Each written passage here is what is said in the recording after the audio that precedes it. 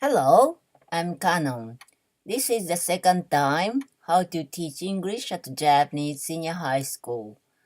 Second time, this time, 5 sentence patterns I want to talk about.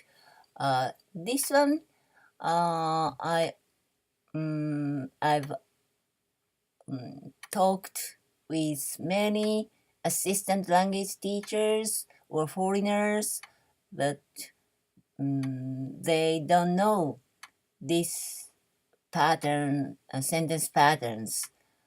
Well, I shouldn't say they don't know, but they don't know well. Uh, they are native speakers. They can speak English, of course, but the grammar uh, in Japan, it's difficult for them to teach. Um, I've tried to, well, find what this grammar, what's the origin, and maybe Professor Arnians many years ago. But anyway, 5 sentence patterns I want to talk here. The first time, 4 elements of sentence, and this time 5 basic sentence patterns. This is review, 4 element sentence and modifier. S is subject, V is verb, C is complement, O is object, M is modifier. Japanese student try to understand, try to memorize these words. The first pattern, the simple one, is just 2 words. Birds sing. We can get the message from this sentence. These just 2 words. And this verb we call intransitive verb. The dictionary says vi, but intransitive verb. Here I want to use iv. But many textbook in Japan, not so easy sentence. We cannot find. We cannot find easy sentences. Many modifiers. Many birds sing merrily on the tree when the sun is shining or like that. So student difficult. It's very difficult for student to get the important points. So I've tried to teach very simple sentence without modifiers, and they can understand. The second pattern is like this. She is Mary. And pronoun and intransitive verb and noun, just 3 words. And she equal Mary. This sentence is easy to understand for Japanese students because she is pronoun and Mary is noun. So she is Mary. We can imagine she and Mary, and this is be verb is very important for this second pattern. We say sometimes copula. Without this one, we can get a message. Maybe we can say, but she is pretty, and just merely to pretty, one word change, but this sentence, she pronoun equal pretty adjective. So it's very difficult for the Japanese student to understand because She is pronoun and pretty is adjective. Mm, she is Mary. She and Mary equal. And she and pretty equal. Oh, why? And this be verb, sometimes she looks pretty. She keeps pretty, maybe we can say, and more difficult for the student to understand. The second pattern looks easy, but uh, when the complement is adjective, it's not so easy for the Japanese student.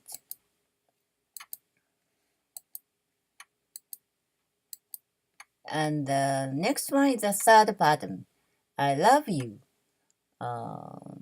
Most often we can see this pattern. I is subject, love is transitive verb, you is object, and I is not you, not equal you, easy to understand, and who loves? I love you, you is object, so transitive verb has object. That's the difference in between transitive verb and intransitive verb. If the verb has object, that verb is transitive verb.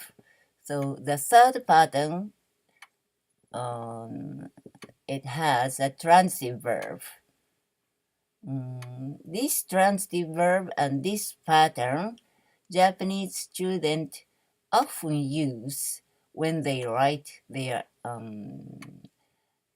composition because it's easy for them to think about and write. The fourth pattern looks like third pattern. The verb is transitive verb, but the give, buy, show, teach, those transitive verb is the sample one, example one. Tom gave a ring. That's a Tom is noun. Gave is a transitive verb. A ring is a noun. That's an object. But when we hear or listen to this sentence, we need or we want to know one more important information. Tom gave a ring to whom? So, Tom gave a ring to Mary. To Mary is a modifier, we think. So this is also the third pattern, including modifier. Tom is noun and gave is modifier, a ring is object, and to is preposition, and Mary is noun. To Mary is a modifier, to whom. But language is a kind of living thing. Language is alive. So the important information is, well, survive. So we don't need maybe preposition to. Important information is merely the person here. So Tom gave Mary. Mary is ahead of a ring, and Tom gave Mary a ring. A little bit strange, maybe this sentence, but this is easier for the Japanese student to understand. Mary a ring, so without two, and ahead of a ring, Mary, we put. They put, you put. Tom gave Mary a ring. So Tom is subject Gave is transitive verb. Tom is noun. Gave is a transitive verb. Mary is noun and we call indirect object. Ring is noun and we call direct object. Why indirect is the first? Maybe a ring is originally an object, so direct. And after that, Mary, uh, before a ring, so indirect object. Mm, Many times, maybe indirect object is a person. Direct object is an object. So this is the fourth pattern we teach. The fifth pattern, the last one. Well, maybe we cannot explain all of this pattern from this explanation, but this is easier for the Japanese student to understand this pattern. Like the fourth pattern, we examine the third pattern like this. Tom thinks that Mary is smart. This pattern, Tom is subject and noun, thinks is verb and transitive verb, and that Mary is smart is noun clause. Here, clause. Japanese student need to understand. That is a conjunction, and Mary is smart is the second pattern of sentence. So this is actually the third pattern, SVO, but language is a living thing. Maybe we don't need that and is. So without that and is, the fifth pattern, we can see Tom thinks Mary smart. Mary equals smart. So this is Tom is subject, noun, thinks transitive verb, Mary object, noun, smart complement, adjective. Mary equals smart. Here we can see. So the when adjective, no. Complement we can see in the second pattern and the fifth pattern.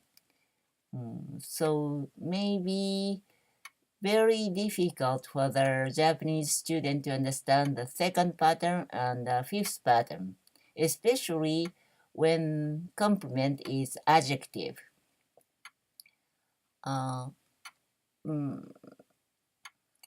This is the simplest explanation of the fifth pattern of sentence when we teach English at Japanese senior high school. Maybe the first year, first grade of the student need to understand this pattern. Well, native speakers, how do you study, or did you study English sentence pattern or grammar? When I asked many foreigners, they said, I've never thought about that because I can speak English. Well, that's very great. I really envy, but not so good for the Japanese students when they learn English. Real English is important, but when or if the foreigners or the native speakers or assistant language teachers can understand this structure, and when you teach Japanese student, it's easier for the Japanese student for you when foreigners, when LTs arrange their teaching, including these patterns. I hope. Today, that's all. See you soon.